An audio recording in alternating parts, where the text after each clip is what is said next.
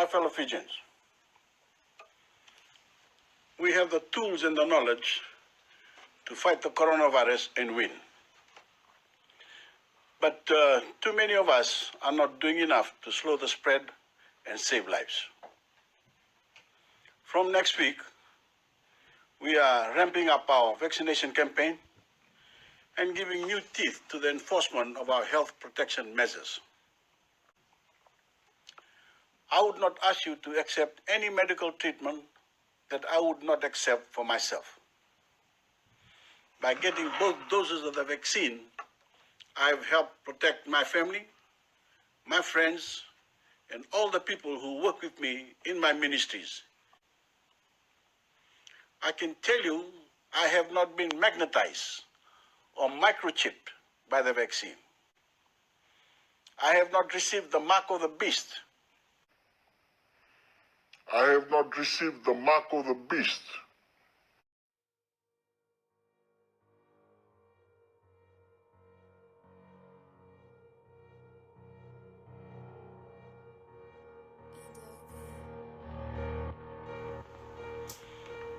That is why we are asking that all employers and employees in Fiji, including civil servants, be vaccinated as a condition of their employment.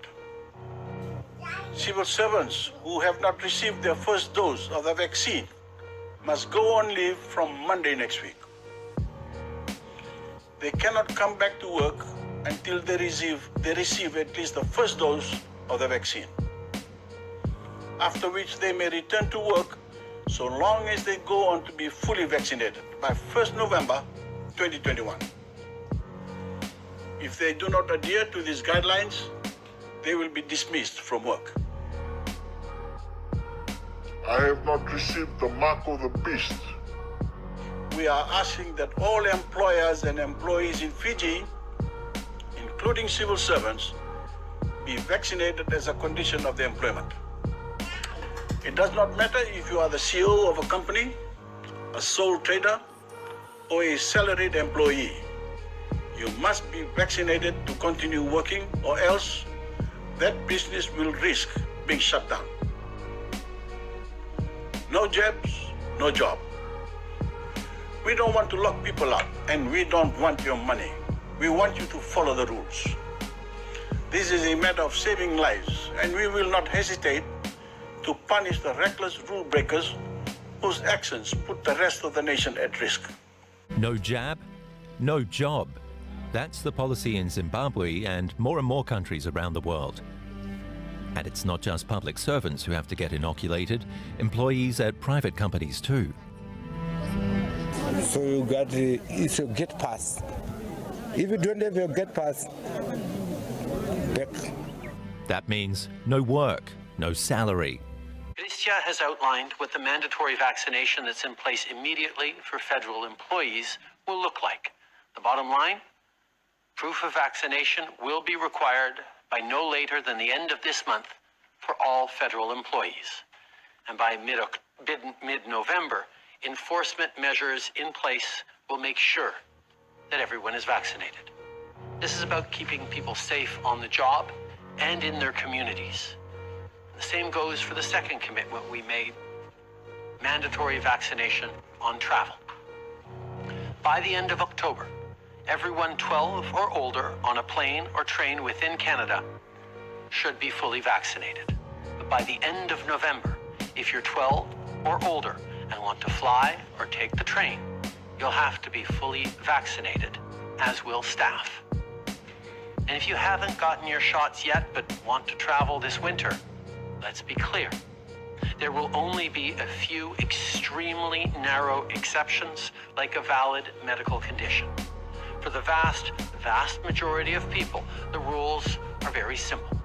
To travel, you've got to be vaccinated. The rules are very simple. To travel, you've got to be vaccinated.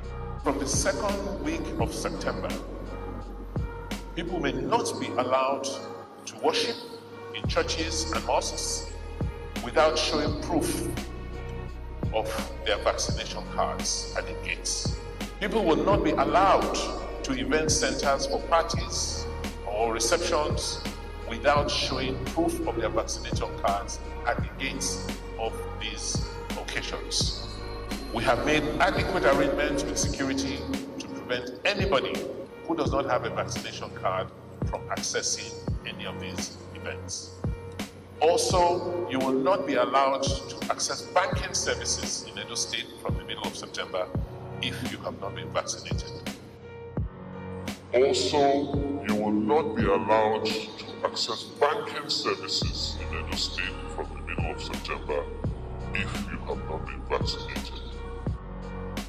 So first of all, I can announce that by Friday the 15th of October, every single authorised worker that is on that authorised worker list, whether they be in Melbourne or in regional Victoria, will need to have had at least one dose of a COVID-19 vaccine.